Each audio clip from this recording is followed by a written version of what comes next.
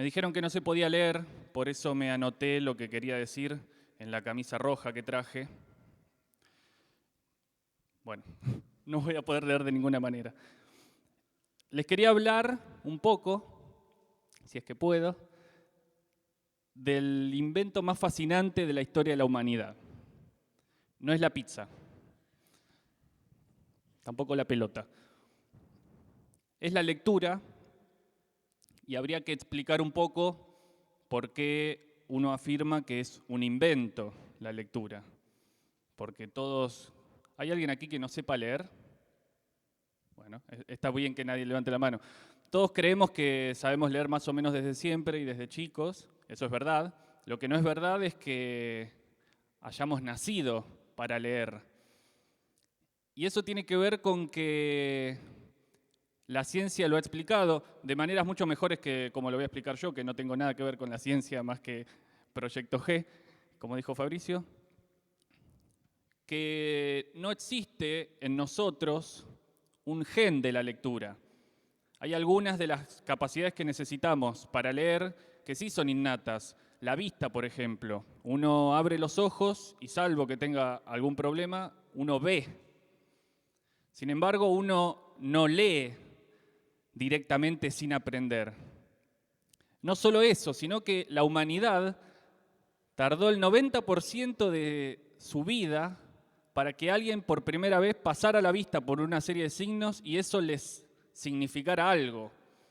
O sea que no hace tanto, hará unos 9.000 años, más o menos, entre 10.000 y 9.000 años, que alguien pudo leer algo. Imaginemos un mundo sin lectura. Nosotros nos vemos, charlamos, nos saludamos, nos podemos comunicar, se construye una historia. Y aún cuando hubiera escritura, si no tenemos la lectura, esa historia que estamos construyendo no es más que garabatos en un punto, ¿no? No podemos revisarla, no podemos reinterpretarla. Y por eso es tan importante la lectura. Cuando el hombre empezó a aprender a leer, y le costó mucho, y al cerebro le costó mucho porque el cerebro no estaba preparado para leer, tuvo que hacerlo de un modo lento, paulatino, y en un punto se parece al proceso que cada uno de nosotros después, individualmente, realiza cuando quiere aprender a leer.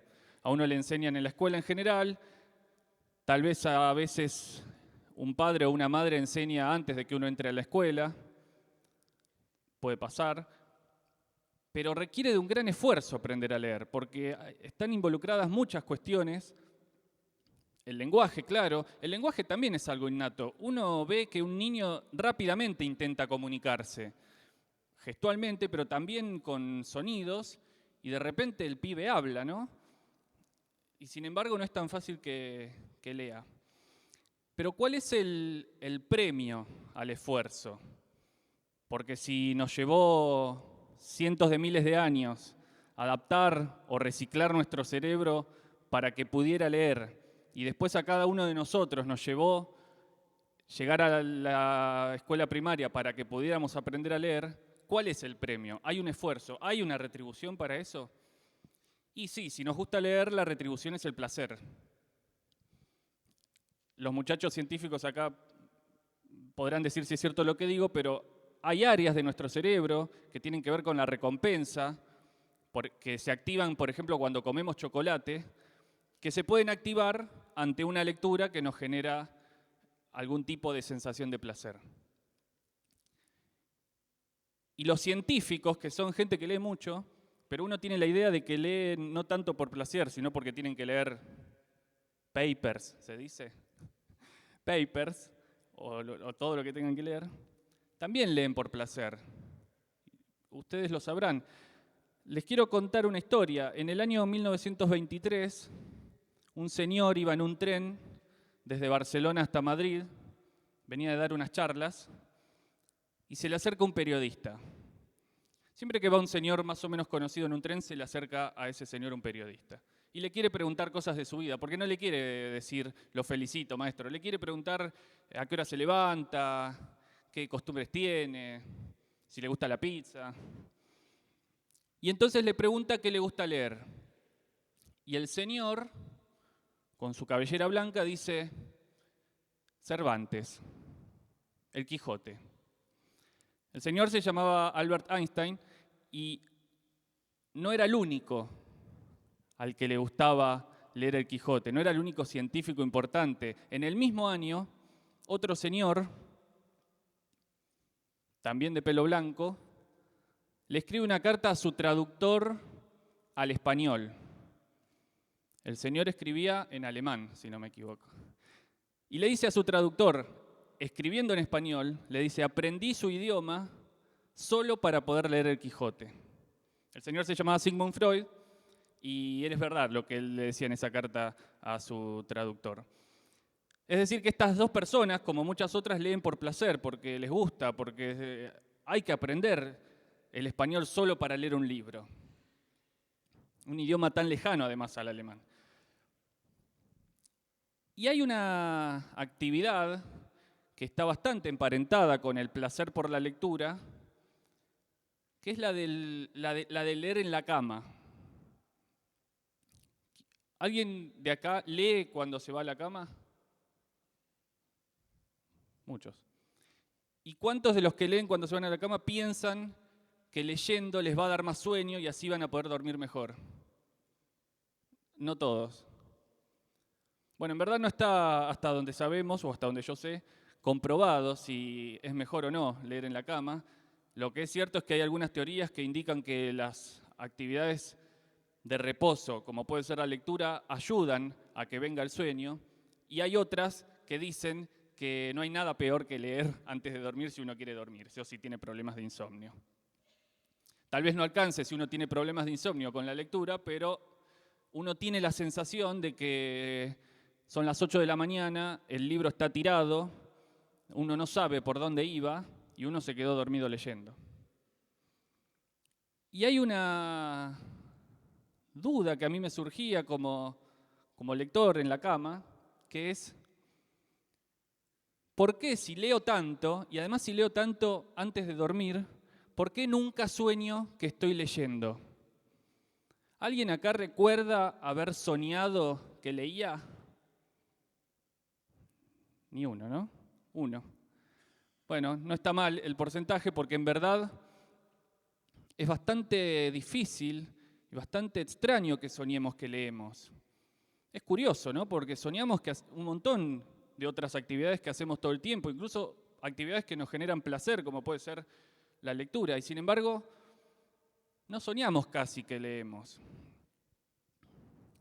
Tuve la oportunidad de preguntarle al escritor Ricardo Piglia si él recordaba alguna escena en la que soñaba que estaba leyendo, y él me respondió que hacía muy pocas noches había soñado que preparaba una conferencia sobre Joseph Conrad, sobre el libro del agente secreto, y que él en el sueño leía el libro para preparar esa conferencia, y que había estado leyendo ese libro unas semanas atrás en la playa.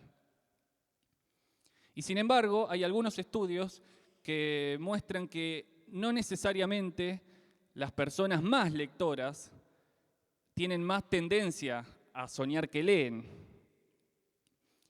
¿Cuál sería la explicación entonces? ¿Por qué soñamos poco que estamos leyendo? ¿Por qué es difícil que uno se encuentre soñando que lee o viendo a otro que lee?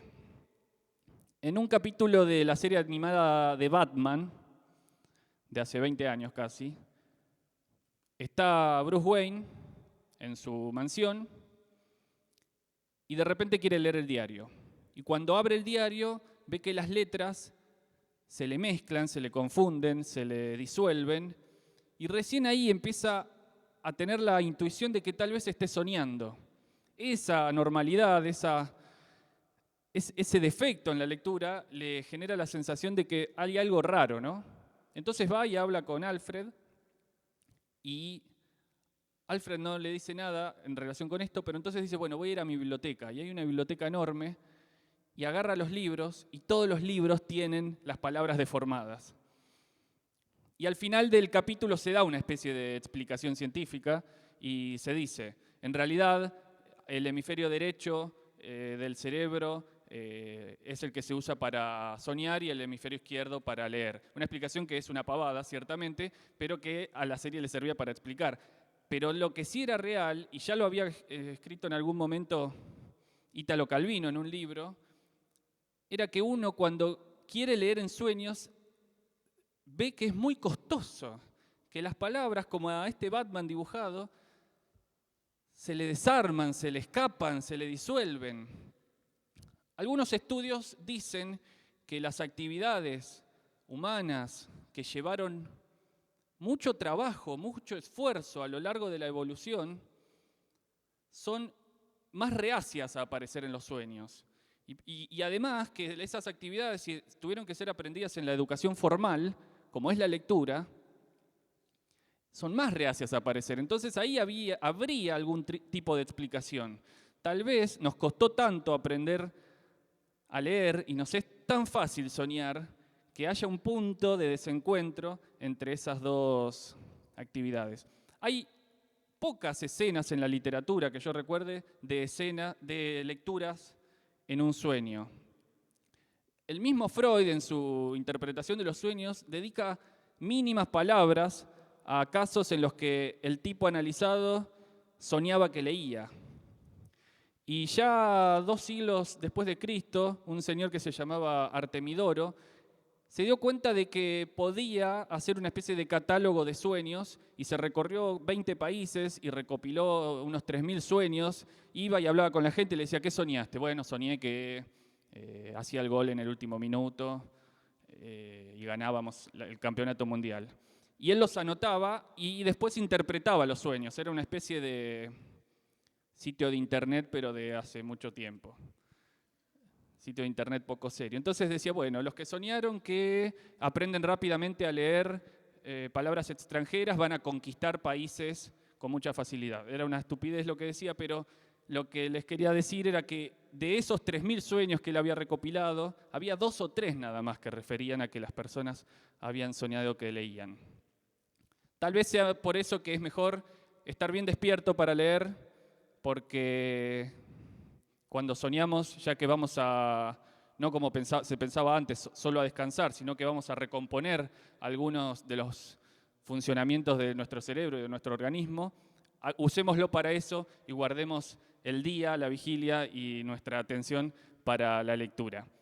Si les interesa este tema, hay muchos libros muy buenos, no todos tienen que ver con la ciencia.